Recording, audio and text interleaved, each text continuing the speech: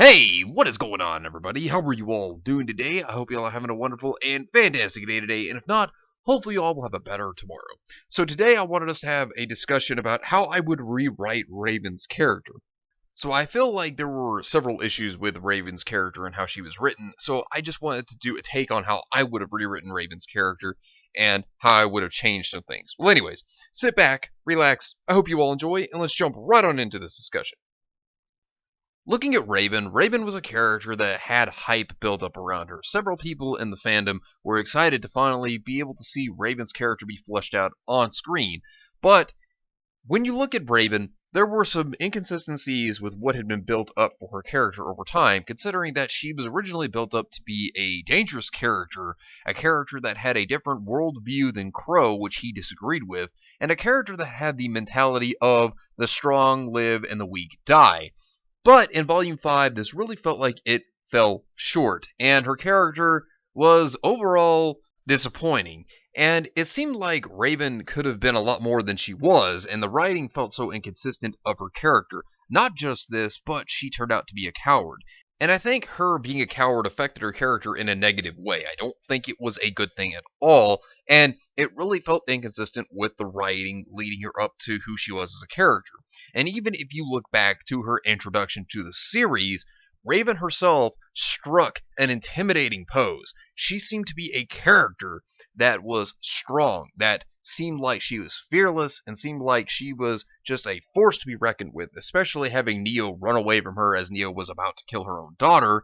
And then we just see Raven disappear, and we only hear of things in between then, and see one glimpse of her in Volume 4. Now, how I would rewrite Raven would be very different. I would have rewritten her to be a rebellion leader, for her to actually be opposing to Ozpin and opposing to Salem at the same time. And so here's how I would do this. The Bronwyn tribe themselves could be a part of her rebellion. And rather than being bandits, they would actually be fighters. They would be basically a tribe of individuals that are rebellion fighters. That they would be sitting there and they would be agreeing with Raven as stating about Ozpin and Salem. She'd be more of someone to try to convince others to not be a part of Ozpin's cause or Salem's cause, and kind of throwing out her points of view stating that Ozpin and Salem are evil, and that she thinks that neither one of them are right, and that they must take the world to make it theirs. She'd be somebody who would want to overthrow what Ozpin has created, as well as try to just destroy what Salem's trying to do as well, making her a character that could be a third-party force. And for Raven's goals, what I would have done is I would have made her try to become like a tyrannical leader, make her more like a character that would push her ideology onto others and make them think that she is correct, make them think that, oh yes, the strong should definitely survive and overthrow the weak. The weak should not live in this world. That's how I would have made her, because it could have made her as a dangerous character. And it would very easily continue the consistency of making her dangerous, making her seem like she is a threat. And so another thing that we could have at least seen is her maybe overthrowing a village or a town. And that would have been something very interesting to see, because why I say this could lead to her danger factor. This could lead to her intimidation, her fear that she could bring onto others. And by killing off the weak, it would show that she believes in this mentality of the strong live, the weak die. And then what I would show is she would have a camp, but it could be part of a town that she also took over, that she destroyed and made her own. And what could happen here is when Yang finally shows up, she finally meets her mother. What I would do with this confrontation is I would change one big thing. It goes back to Volume 3 when Crow was warning Yang of how Raven wouldn't be so nice the second time around. Now, how I would do this, I would have Raven's followers, some of her own soldiers, actually attack Yang as a test to see if Yang was actually worthy of even being in her own mother's presence, because that would stick to her mentality, and that would be a good thing to see. And then maybe there could have been a much better fight that we could have actually seen out of Yang fighting off against these soldiers that had been trained, or that had even been hunters or huntresses at one time, and then she could actually take them on and beat them all in the end, which then would allow Yang to seem like she was worthy of her own mother's presence. That would then also allow Raven to actually think that, oh yes, you were definitely worthy of me saving your life back when you almost were killed some time ago. And that would be a good thing. I would like to have rather seen that. And then, of course, the whole situation with Weiss could have also been something of Raven just trying to get what she wanted, trying to get money, a profit out of trying to sell her back to her family. So that would have been something that could have happened too, but instead you could have seen Weiss escape, and then the big confrontation between Yang and Raven could actually occur. That they could actually have their talk. But instead of just talking about, oh yes, Ozpin is bad and Salem is bad, instead of this, we could have gotten more. We could have at least had a bit of foreshadowing as to why Raven does not like Ozpin, does not trust him, and why she also disagrees with Salem. Some bits of foreshadowing. It doesn't have to explain everything, but could give you a general idea of how Ozpin could be somebody to not be trusted, or could give the example of why Salem is not someone to follow either. We could have gotten some bits and pieces there, and we could have at least heard Raven maybe state that she wanted to change the world, that she wanted a shift in control, and that she didn't think that the way that it had been set up was the right way to go. That she felt that changing the world in her own image or her own ways would be better for it. And she felt as if that having a family could have stopped her from making this change to the world, that would have stopped it from allowing it to progress the way she wanted it to. So she decided to basically drop everything that she felt would be dead weight, so she could then just move on to making this rebellion and leaving her daughter with Tai Yang. Now, of course, this doesn't mean that it would make Raven sound like a better mother. As a matter of fact, it would make her sound very heartless and very terrible. But this would make a lot more sense as to why she would leave Yang and leave Tai Yang and everyone else behind, I feel like. I feel like it would have been a better way in kind of a darker setting, and it would make Yang herself even question if her mother even wanted her in the first place, which would be a lot more hurtful to Yang, I actually think. But continuing to look forward, because Yang would then decline the offer of Raven wanting her to join, because she could probably try to get her to join her rebellion, her cause. What could happen after she leaves, because she would even promise telling her more about Ozpin and telling her more about Salem and everything in general. Cinder could then show up, because Salem would also say, hey, we need help from that rebellion that's been formed by Raven Bronwyn. So Cinder could then be dispatched to actually go and try to recruit Raven Bronwyn to try to help her take over Haven.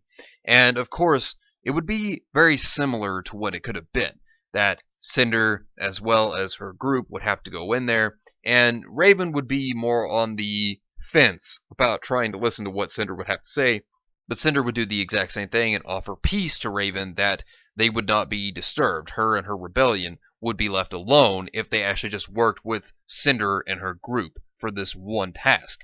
So, of course, trying to get the better of them, Raven would do so. And Raven would think that she could use them to her advantage in due time. Not only this, but they would have the whole plot of the Spring Maiden being controlled by Raven, or at least, obviously Raven being the Spring Maiden. Now, that would still be a thing, but Vernal could be the right hand and pose as the decoy yet again, because that's really the only way I could see Vernal fitting into these situations. But looking at the big part here, Raven would then tell Vernal of why she joined up with Cinder and to actually take over Haven. And this would be because Raven feels that she would be able to take advantage of Cinder and get everything she wanted by fighting on the side of Salem temporarily until she saw the right opportunity to get what she wanted from Cinder, her group, and Salem as well. So, of course, she would think that this pair-up would actually be a good decision to make. Not only this, but this would allow Raven to make the statement of her rebellion group as an actual threat, to make them seem like they actually pose to make a difference for this ongoing battle between Ozpin and Salem, that she herself actually can be a striking force against them too. So it'd make another force to actually be reckoned with and to worry about, as well as both sides of Ozpin and Salem fighting each other. Then they would have to have another group that they're fighting against. So looking at the Battle of Haven as well, because we have to really look at that one. Big thing here, I would have had a longer fight with Crow and Raven as well, because this is something that really should have been shown more of. This really should have been more of a featured fight, I think, considering that they are two siblings that have differences in opinion now, that at one time, as Raven stated, even Crow himself believed in trying to kill others to try to save the Bronwyn tribe. Now, I think that that would actually make sense if they kept that. And you could still have Weiss being impaled or stabbed. And here's the reason why I say this. Because Weiss could actually be overthrowing Vernal. She could actually be beating Vernal, considering that Vernal is supposed to be led up to be the maiden. What could happen is, although Raven has that whole thought process of the strong live, the weak die, she has to have Vernal alive. So either A, you could have Cinder actually still impale Weiss, or B, you could actually have Raven be the one to do it. And the reason why I make both of these suggestions here for this part would be because Vernal is important to Raven. So Raven would have to save her as a decoy to be able to throw off Salem and her group as well as Ozpin and his group. Secondly, it could still be Cinder to show her alliance that she actually is trying to keep one between herself as well as Raven's group to really try to prove herself there. So it could go either way there. Once everything starts getting to a point where Cinder and Raven and their groups are actually winning, what could actually happen? You just see them go down to the vault, and a lot of the same process could happen as to where, obviously, Cinder starts to realize that Raven is actually going to betray her. She starts to see these weird interactions that Raven has been distant rather than acting like an ally, acting like somebody that would actually be someone to work with. And this could actually lead Cinder to believe in suspicion towards Raven, and that's where Raven can actually be frozen. And of course could lead to Cinder still believing that Vernal was the Spring Maiden, and Vernal could still die by Cinder's hand due to her stabbing her and trying to take the powers of the Spring Maiden. So I still think that that could work out. I still think that that could work in the same way that it did before. So the changes really wouldn't be too different here, just making the fight seem a bit more like two characters that are kind of, in a sense, seen as deities kind of fighting it out. Just a bit more, I guess you could say, power put behind the fight. I would have preferred to see just a bit more power thrown into it.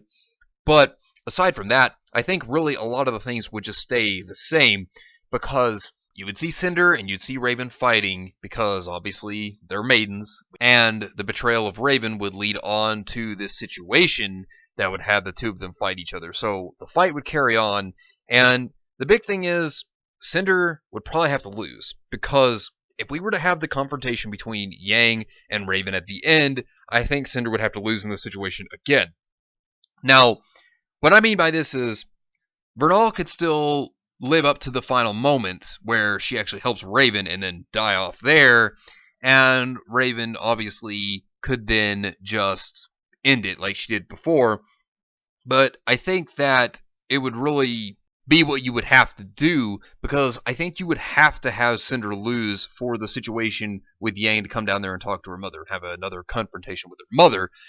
But you could have Cinder win, but the only problem with that would be is Raven would die, and then there wouldn't be a climactic talk between Yang and her own mother, unless you'd want it to be something with like her dying words or something like that. And then Yang would probably just have to get the powers of the Spring Maiden at that point, because Raven would probably be thinking of her own daughter last, since her own daughter would pop in at the last minute.